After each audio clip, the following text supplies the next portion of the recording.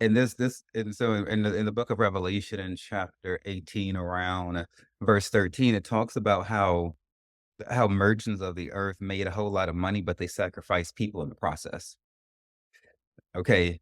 And how God is not particularly happy with that. So I'm just gonna read this and then we'll carry on.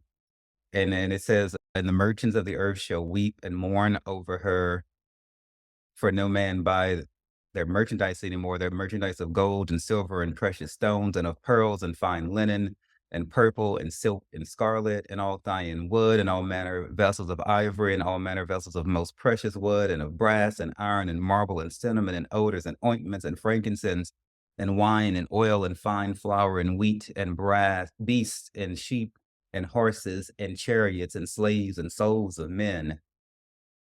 And this here is talking about how the rich only want to get richer and richer and richer. And no matter how much they get, it's not enough. Even if they have to throw people under the bus, under the chariot, and wreck people's minds and self esteem, the way that I have seen a lot of these sex apps do. I have a particular thing against a grinder. That was a huge part of like an instrument that helped to ruin the last relationship that I was in because the other person just couldn't get off of those damn apps like that, and though they form addictions, they the certain sounds and the certain things that they make in there are tuned to a certain thing to entice people to come back, like you said, the algorithms and everything. It's, it's a variable ratio reinforcement thing, like how they use in casinos. If you hit a jackpot, they try to keep you coming back.